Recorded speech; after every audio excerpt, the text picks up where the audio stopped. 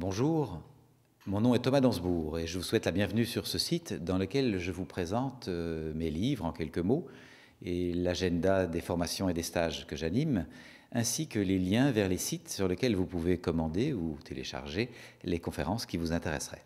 Quelques mots sur mes livres. Dans le premier, Cessez d'être gentil, soyez vrai, dont le sous-titre est « Être avec les autres en restant soi-même », paru en 2001, je nous propose de voir qu'il est rare que nos éducations familiales et scolaires nous aient donné les clés du discernement, de la conscience et de la connaissance de soi.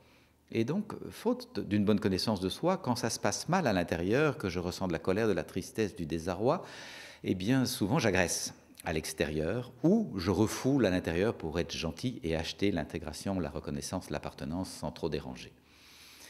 Je nous propose donc de voir qu'il va s'agir d'un apprentissage pour apprendre non seulement à nommer ce qui se passe en soi, mais à faire vivre des parties de soi. La communication non violente est également un processus d'éveil à des parties de soi. C'est ce que j'évoque dans Cessez d'être gentil, soyez vrai. Dans mon deuxième livre, Être heureux, ça n'est pas nécessairement confortable, paru en 2004, je nous propose de constater différents pièges anti-bonheur dans lesquels nous nous retrouvons pris sans même le savoir. Vous l'aurez perçu, on ne peut pas sortir d'un piège sans savoir qu'on est pris dedans. C'est la première clé pour sortir d'un piège.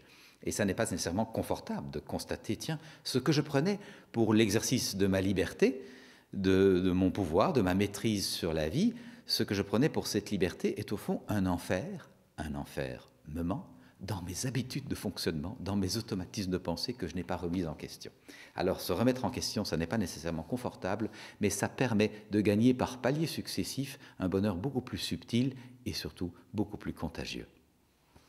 Dans mon troisième livre, Qui suis-je, où cours-tu, à quoi servons-nous, vers l'intériorité citoyenne, j'étends la réflexion de l'individuel au collectif, en nous invitant d'abord à prendre conscience que la personne qui s'est pacifiée devient un citoyen pacifiant.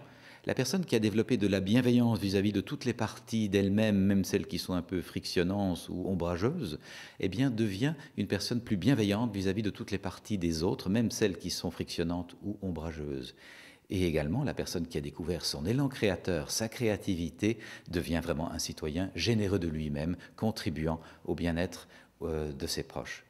C'est un aspect. L'autre aspect est que de plus en plus de nos contemporains réalisent bien que nous ne parviendrons pas aujourd'hui à changer notre rapport à la nature, à l'extérieur, sans travailler à changer notre rapport à notre nature intime, à l'intérieur.